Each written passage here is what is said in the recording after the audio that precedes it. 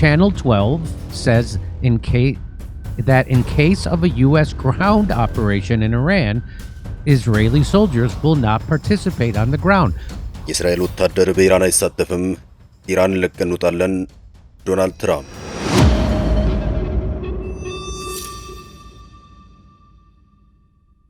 Imagine being a U.S. troop reading that.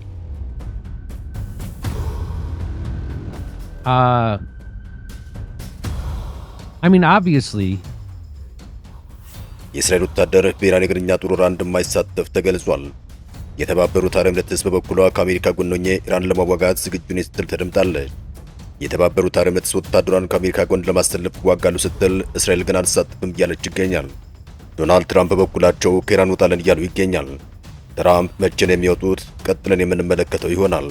US President Donald Trump has told aides he's willing to end the war on Iran even if the Strait of Hormuz remains closed.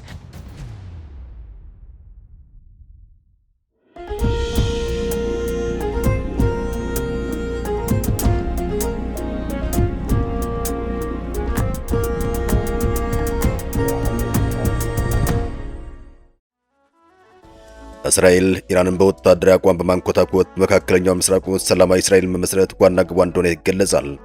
የእስራኤል አቋም በወታደራዊ አቅም የደከመች ኢራንን መመልከት በአሜሪካና በእስራኤል የሚታገዝ መንግስት መመስረት እንደሆነም እየተነገረ ይገኛል። የኢራን ጦርነት የተፈጠረውም በእስራኤል አነሳሽነት እንደሆነ ይታወቃል።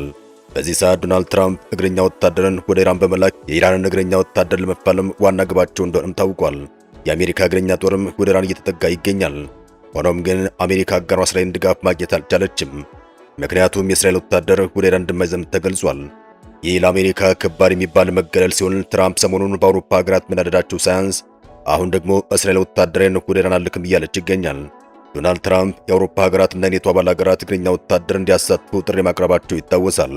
ያም ሆኖ ግን አንድም የአውሮፓ ሀገር የትራምፕን ጥሪ አልተቀበለም። አሁን ደግሞ ከአጋራቸው ከእስራኤል ዘንድ መርዶን ሰምተዋል። በመካከለኛው ምስራቅ ያለው ጦርነት አድማሱን እያሰፋ ባለበት በዚህ ወቅትም እስራኤል በኢራን ላይ በሚደረግ ማንኛውም የአሜሪካ የምድር ወረራ ማለትም ግራውንድ ኦፕሬሽን ውስጥ ወታደሮቿ እንደማይሳተፉ ገልጻለች። የእስራኤሉ ቻናል 12 እንደዘገበው ዋሽንግተን በኢራን ላይ የየብስ ጥቃት ለመሰንዘር እያመነታች ባለችበት በዚህ ወቅት እስራኤል ግን ወታደሮች በምድር ላይ በሚደረግ ውጊያ ውስጥ ተሳታፊ አይሆኑም ስትል ግልጽ መልእክቷን አስተላልፋለች። ይህ ማለት እስራኤል ለማንኛውም የምድር ላይ ውጊያ ለአሜሪካ ብቻ ትተዋለች እንደማለት ነው።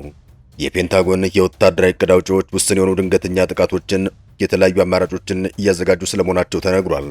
ሆኖም ፕሬዚዳንት ዶናልድ ትራምፕ ለዚህ እርምጃ ይሁንታ መስጠታቸውን ዋይት ሃውስ በይፋ አላረጋገጠም።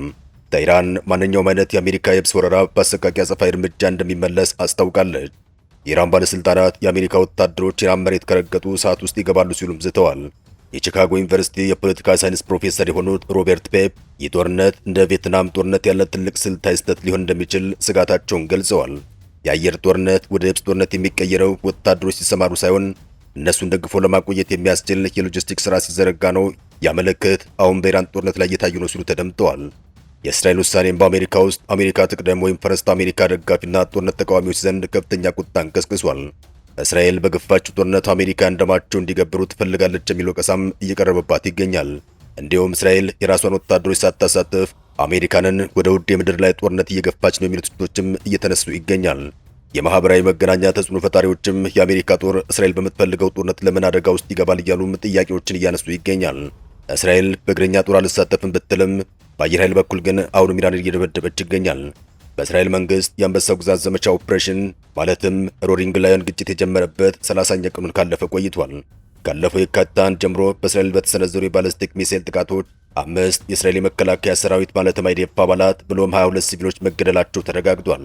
በተጨማሪም ቢያንስ 5768 ሰዎች በተለያዩ ጥቃቶች ሳቢያ አካል ጉዳት ደርሶባቸዋል። 11 የአሜሪካ ወታደሮችም በግጭቱ ሕይወታቸውን አጥተዋል። በርካታ ቤቶች እንደወደሙም ለማወቅ ተችሏል። በዛሬው ዕለት ብቻ በኢራን በደረሰ ጥቃትም 16 ሰዎች ተጎድተዋል።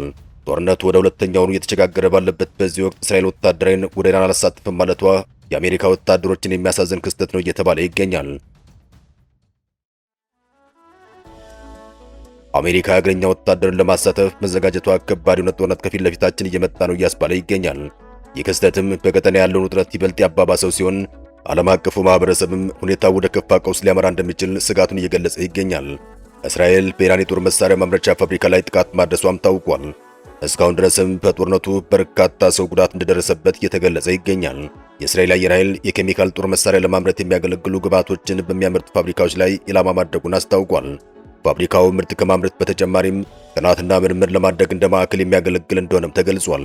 ጦርነቱን ለዋሽንግተን የማይሳካ ከሆነ የአሜሪካ ዓለም አቀፍ ተጽዕኖ በእጅጉ ሊቀንስ እንደሚችል ተንታኞች ይናገራሉ። በዚህ ሁኔታ እስራኤል እንደ ስልታዊ አጋር መታየቷ ቀርቶ አሜሪካን ወደማያልቅና ወደማያሸንፉት ጦርነት የከተተና ዋና ተጠያቂ ተደርጋ ልትወሰድ የምትችልበት እድል ሰፊ ነው። የአሜሪካው ፕሬዝዳንት ዶናልድ ትራምፕም የአውሮፓ ሀገራትና የኔቶ አጋሮች አሜሪካ በኢራን ላይ ለከፈተችው ጦርነት ንቁ ተሳትፎ የማያደርጉ ከሆነ የሰሜን አትላንቲክ ቃል ኪዳን ድርጅት ኔቶ የወደፊት ዕጣ ፈንታ በጣም መጥፎ ይሆናል ሲሉም ማስጠንቀቃቸው ይታወሳል። ፕሬዝዳንቱ ለፋይናንሻል ታይምስ በሰጡት ቃለ መጠይቃቸው ላይ በዓለም አቀፍ ደረጃ 20 በመቶ የሚሆነው ነዳጅ የሚያልፍበትን የሆርሙዝ ሰርጥ ለመክፈት አጋር ሀገራት ወታደራዊ ድጋፍ እንዲያደርጉ ጠይቀዋል። ከዚህ የባህር መስመር ተጠቃሚ የሆኑ ሀገራት ደህንነቱን ለመጠበቅ ማገዝ አለባቸውም ሲሉ ተደምጠዋል። አሁን ደግሞ አሜሪካ በኢራን ላይ ዘመቻ ለማድረግ የሲኞንን አየር ኃይል ለመጠቀም የጣሊያንን ትብብር ብትጠይቅም ውድቅ ተደርጎባታል። የአሜሪካ ቦምብ ጣይ አውሮፕላኖች ወደ ጣሊያን ለመግባት ዝግጅታቸውን ቢጨርሱም ባሉበት ለመቆም ተገደዋል ነው የተባለው። ጣሊያንም ከብሪታንያና ከስፔን በመቀጠል በኢራን ላይ ለሚፈጸም ጥቃት ዩናይትድ ስቴትስን የከለከለች ሶስተኛ አውሮፓ ሀገር ሆናለች። ጠቅላይ ሚኒስትር ጆርጂያ ሜሎኒም እንዲህ አይነት ውሳኔዎች የፓርላማ እውቅና እንደሚያስፈልጋቸው ተናግረዋል። ዶናልድ ትራምፕ በበኩላቸው አጋሮቻችን አዎንታዊ ምላሽ የማይሰጡ ከሆነ ለኔቶ ወደፊት ጉዞ በጣም መጥፎ ይሆናል ሲሉም ማስጠንቀቂያ ሰጥተዋል። አሜሪካ ከአጋሮቿ ጎን እንደቆመች ሁሉ እነሱም ካልቆሙ ግንኙነቱ አደጋ ላይ ሊወድቅ እንደሚችል ትራምፕ አስጠንቅቀዋል። እኛ ዩክሬንን መርዳት አልነበረብንም። ዩክሬን ከኛ በሺዎች የሚቆጠሩ ማይሎችን ርቃ ነው ያለችው፣ ግን ረድተናታል። አሁን ደግሞ እነሱ እኛን ይረዱ እንደሆነ እናያለን በማለት ቅሬታቸውን ገልጸዋል። Hello, President Trump has said the US will end its war against Iran in the next 2 to 3 weeks, with or without a deal. ትራምፕ በቅርቡ ኢራንን ለቀን እንወጣለን ብለዋል። ኢራን በበኩሏ ግንኙነት አለን፣ ነገር ግን ድርድር የለም ስትል ተደምጣለች። Therefore, there is currently no negotiation between us. Claims made in this regard are not correct. The exchange of messages, which sometimes includes warnings from የአሜሪካው ፕሬዝዳንት ዶናልድ ትራምፕ አሜሪካ ኢራን ጦርነት በሳምንት ውስጥ የማጠናቀቅ ፍላጎት እንዳላት ጠቁመዋል። ስምምነቱ ላይ ባይደረስም ውሳኔ እናሳልፋለን ያሉት ፕሬዝዳንቱ በቅርቡ ለቀን እንወጣለን በማለት ተናግረዋል። ምናልባት በሁለት ሳምንታት አለዚያም በ3 ሳምንት ውስጥ ሲሉም ለጋዜጠኞች ተናግረዋል። ኢራን ከስምምነት መድረስ እንዳለባት ያስጠነቅቁ የቆዩት ትራምፕ የኢራን ባለስልጣናት ከሬ ጋር ስምምነት መፈጸም አይጠበቅባቸውም በማለት ከወትሮ የተለየ አስተያየት ሰጥተዋል። የኢራን የውጭ ጉዳይ ሚኒስትር አባስ አራክቺ በበኩላቸው ከአሜሪካ ጋር የመልእክት ልውውጦች እንደሚደረጉ ጠቁመዋል። አራክቺ እውነታው አሜሪካ በኢራን ካለ የትኛውም ወገን ጋር እየተደራደረች አይደለም ሲሉ ተደምጠዋል። ከልዩ መልእክተኛው ስቲቭ ዊትኮፍ መልእክት ደርሶኛል፣ ያ ማለት ድርድር አለ ማለት አይደለም ሲሉም ተናግረዋል። ሚኒስትሩም ግንኙነት አለን፣ ነገር ግን ድርድር የለም በማለት ኢራን ድርድርን በተመለከተ ያሳለፈችው ውሳኔ እንደሌለም ሲያመላክቱ ታይተዋል። ኢራን ከአሜሪካ የቀረበላትን የባለ 15 ነጥብ የሰላም እቅዶች ቢደርሷትም ውድቅ አድርጋለች ነው የተባለው። We have not yet responded to the 15-point US proposal.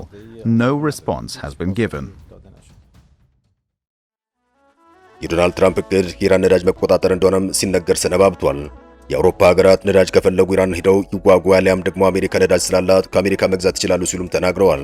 ፕሬዝዳንቱ ኢራን የሚፈልጓት ለነዳጇ እንደሆነም ግልጽ እየሆነ መጥቷል። የኢራን ነዳጅ የመቆጣጠር ዓላማ እንዳላቸውም ግልጽ አድርገዋል። የሚገርመው ነገር ዶናልድ ትራምፕ 40 ዓመታቸው ጭምር የኢራን ነዳጅ ይፈልጉ ነበር። ዶናልድ ትራምፕ የኢራን ነዳጅ በቁጥጥር ስር ለማዋል ብለው የተናገሩት ንግግር አሁን በአዲስ መልክ ብዙ ሕዝብ እየተመለከተው ይገኛል። ትራምፕ የኢራን ነዳጅ ለመቆጣጠር ጥሪ ያቀረቡት 1987 ቃለ መጠይቅን እዚህ ጋር እንመልከተው። ፕሬዝዳንት ዶናልድ ትራምፕ በትሩዝ ሶሻል ገጻቸው ላይ እንደ አውሮፓውያን አቆጣጠር 1987 ከጋዜጠኛ ባርባራ ዋልተርስ ጋር ያደረጉትን የቃለ መጠይቅ ተንቀሳቃሽ ምስል በድጋሚ አጋርተዋል። በዚህ የቃለ መጠይቅ ላይ ዩናይትድ ስቴትስ ለሚሰነዘሩ ጥቃቶች ምላሽ ለመስጠት የኢራንን የነዳጅ ማውጫ ተቋማት በቁጥጥር ስር መዋል አለባት የሚል ክርክር አቅርበው ነበር። ፕሬዝዳንቱ ወደ ፖለቲካው ዓለም ከመግባታቸው ከረጅም ዓመታት በፊት የሰጡት አስተያየት አሁን ዳግም እንዲያንሰራራ ሆኗል። በወቅቱም በኢቢኤስ 2020 ፕሮግራም ላይ የቀረበው ቃለ መጠይቃቸው የ41 ዓመቱ ትራምፕ የአሜሪካን ደካማነት ሲተቹ ያሳያል። ኢራን አሜሪካንን ካጠቃች ዋሽንግተንን ከነዳጅ ማውጫ ተቋሞቻቸው ውስጥ አንዱን ትልቅ ተቋም መያዝና ለደረሰባት ኪሳራ ማካካሻ እንዲሆን ለራሷ ማስቀረት አለባት በማለት ሐሳብ አቅርበው ነበር። ይኸው አስገራሚ የዶናልድ ትራምፕ ቃለ ምልልስ እነሆ። ዶናልድ ትራምፕ እንዲህ ሲሉ ይጀምራሉ። ለምንድነው ዝም ብለን ገብተን በባህር ዳርቻ ያለውን የነዳጅ ሀብታቸውን የማንቆጣጠረው? ጋዜጠኛዋ ትጠይቃለች። እንዴት አድርገህ የባህር ኃይል ወታደሮች ልከነው ጦርነት ቢነሳ ስትል ጥያቄዋን ትቀጥላለች። ዶናልድ ትራምፕ እንዲህ ሲሉ ይደመጣሉ።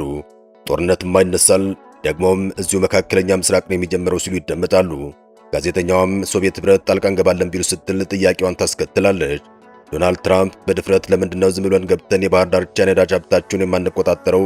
እንዲያውም ጦርነቱ መነሳቱ አይቀርም ገብተን አንዱን ትልቅ የነዳጅ ማውጫ ተቆጣጥረን የደረሰብንን ኪሳራ ማካካስ አለብን። ዩናይትድ ስቴትስ በኢራን ምክንያት እስካሁን ከፍተኛ ጉዳት ደርሶባታል ሲሉም ይደመጣሉ። ዶናልድ ትራምፕ ጦርነቱን በ2 ሳምንት አሊያም በ3 ሳምንት አጠናቅቃለሁ እያሉ ይገኛል። ግባቸው ተሳክቶ ነዳጁን ይቆጣጠራሉ፣ ወደፊት የምናየው ይሆናል። ፕሬዝዳንቱ የካርክ ደሴትን ወረራ በማድረግ ኢራን ነዳጅ ለመቆጣጠር ወሳኝ ድል መቀዳጀታችን አይቀርም እያሉ ይገኛል። የፖለቲካ ተንታኞች በበኩላቸው ይህ ነገር ከባድ ነው እያሉ ይገኛል። ፈረንሳይ ጸሐፊ ፊሊፔ ሙሪ አሜሪካ ኢራኗን ካርክ ደሴት ለመቆጣጠር የምድር ጦርን ለማሰማራት የምታደርገው ማንኛውም ሙከራ ራስን የማጥፋት ዘመቻ እንደሆነም አስጠንቅቀዋል። ጸሐፊው አሜሪካና እስራኤል ወታደሮቻቸውን ወደ ስራው ቢልኩ በኢራን ወታደሮች በቀላሉ ኢላማ ሊሆን እንደሚችሉ ብሎም መርከቦች ወደ አካባቢው ማስጠጋት እጅግ አደገኛ መሆኑን አስፈላጊ ወታደራዊ አቅርቦት ማግኘት እንደማይችሉም ገልጸዋል።